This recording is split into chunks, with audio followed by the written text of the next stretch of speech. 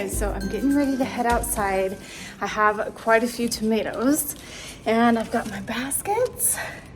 Found these at the Goodwill last year and I love them. They make harvesting so fun to just have something that's kind of cute. But I'm gonna show you how big my tomato plants are. They're kind of crazy. And I always seem to get like one first little batch of tomatoes and then I get a bigger batch a little bit later. So I always have to do something with that first batch. And I'm gonna pick these and then I'll tell you what I'm gonna do with them. What is it, Pipe? Is it grasshopper? They're starting to slow down, huh? It's the end of the season. Kind of tired of them this year. Okay, so here's the tomatoes in here. You can see these are the big beef, but they're like the bigger big beef. I can't remember the exact name.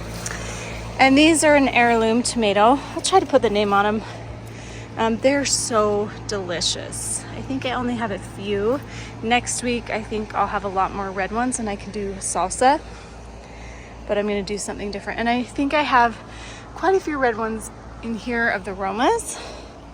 So yeah, I'm gonna get them all picked as much as I can and see where that puts us. Before I do that, I just wanna say these volunteer zinnias came up in between these dahlias and I love the colors together. I just have to give you a closer look because it's so cute. They have a yellow top and it just kind of accents this dahlia. Here's a closer look. Look at that. So pretty. I definitely want to I hope these come back. I need to look it up and see, but I really hope they come back and I will definitely be planting these with them. It's so, so pretty.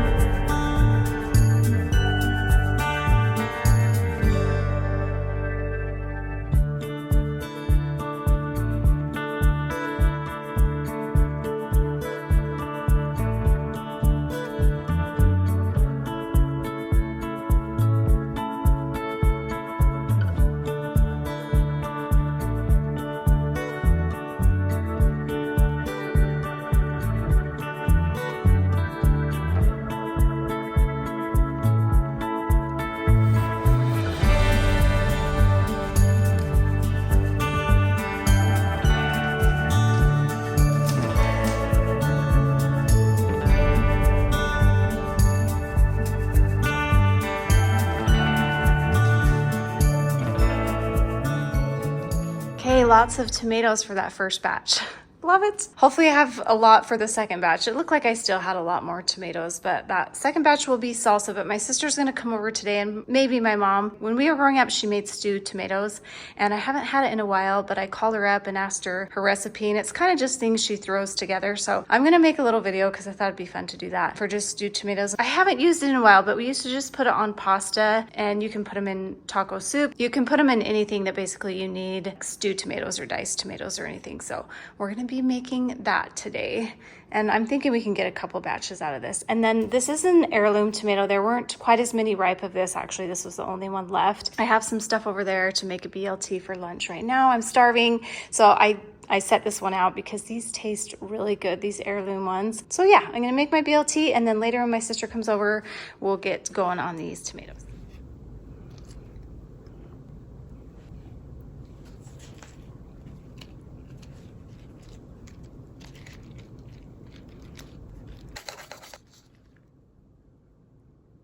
Okay, so both of my sisters and my mom came over. We're gonna use her recipe that she used growing up. But first, we're just rinsing off the tomatoes and then we're gonna soak them in hot water so that we can peel them. So I decided to do a voiceover because there's so much commotion in the kitchen. I thought it would be best. Now, I'm not showing this first step. The first thing you want to do with canning is make sure your jars and your lids and your rings are ready. So those are all sterilized in the dishwasher, and I timed it just right so they'd be hot when it's time for us to get canning. And then once you have your tomatoes rinsed and in your sink, a clean sink, you want to come in with that hot scalding water and pour it on top of your tomatoes just so that they're easier to peel. My mom always adds veggies to her stewed tomatoes, and it's a very loose recipe. She kind of just adds whatever she has, but I'm going to try to measure it out for you as much as I can. Now, we have doubled this batch. So for one batch, which is about 12 quarts of tomatoes, maybe a little bit more, you add half an onion, half a green pepper, and then 3 to 4 celery ribs. So she adds water to that, almost to the top. Usually you'll do enough to just kind of soak up the vegetables, but I do think she did strain whatever she had left. So she decided here that she wanted to add just a little bit more, but like I mentioned before, this is going to be enough for 2 big batches, 2 big pots of tomatoes. And so it's looking like quite a bit more, but really it's just a double batch. So once we get that kind of put together, then we'll put it on the stove and let that simmer for about, I don't know, 15-20 minutes until they become translucent.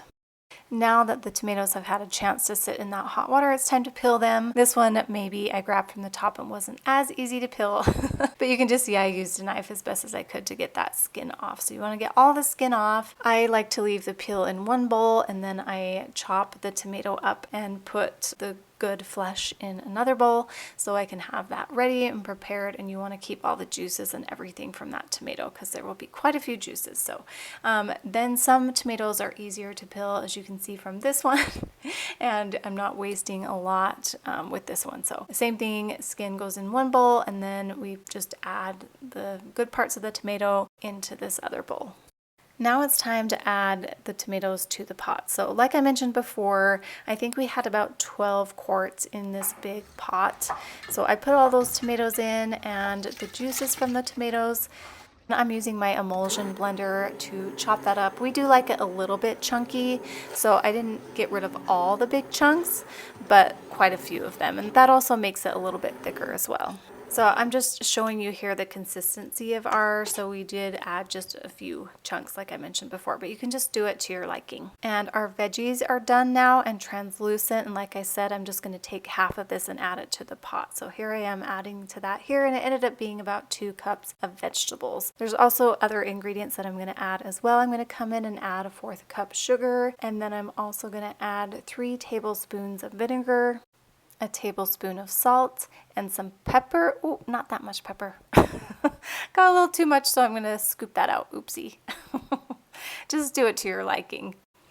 Now that we have everything in one pot, we're going to stir it up and bring that to a boil, and we're going to boil it for maybe a minute or 2. You don't have to boil it for too long because we are going to cook it in the canner bath for 20 minutes and it will cook in there, but we just want to bring it up to that hot temperature. So this stage, it has been boiling for a few minutes, and you can see that the color is a little bit richer, and bringing it up to the hot boiling temperature also allows the foam to come on top, and you do want to take that off. So you're going to grab a spoon and just spoon out any foam that comes on top of your pot.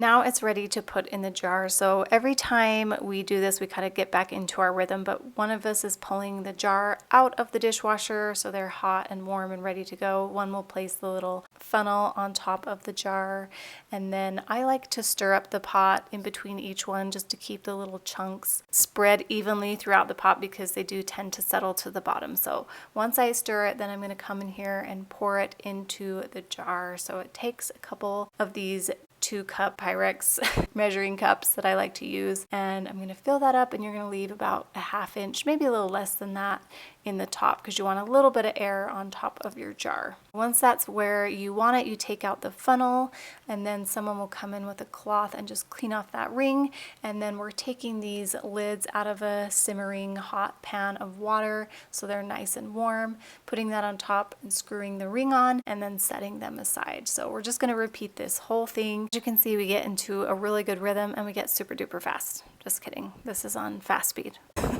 Don't want to bore you too much. Okay, now all the jars are filled and set aside and ready to go. You don't want them to sit out there too long. So now that the canner is boiling and ready to go, you want to have it boiling and ready to go. You're going to put all your cans that fit in there. I can fit 8 quarts in mine. I'll link all the products down below so you guys can see what products I use, but you're going to put them in the canner carefully. I don't know what's best, to start with it down or to lower it. I don't know. Anyway, we forget kind of the first time we get canning, and then we get a little better as we do it a little bit more. But good thing we had these rubber gloves on, because we didn't get boiling water on our hands. But now we're going to set the lid on, and we're going to let that boil in the canner for 20 minutes. You don't want them to rock and bounce too much, so I do like to turn the temperature down to like a medium high, not a super high roaring boil, but you want to make sure that it is constantly boiling. Okay, so my timer went off and it's been 20 minutes, so we're going to take the jars out using this little jar lift lid thing. I can't remember what it's called.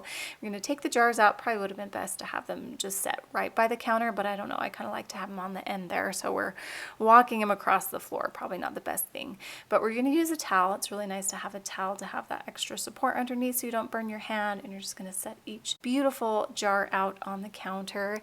And in total we got 24 quarts, so we did pretty good with our few batches that we had. My mom also brought some tomatoes, so we ended up having quite a bit more, which is nice because we had 4 people to split it up between. So anyway, that is my little stewed tomato tutorial. I hope you guys enjoyed that. If you did, let me know in the comments below, because I am going to be making salsa in a few weeks, and I'll probably do another tutorial if you guys are interested in that. If you're not, I probably won't take the time to film it. So anyway, thanks so much for joining me, and we will see you in my next video. Bye guys.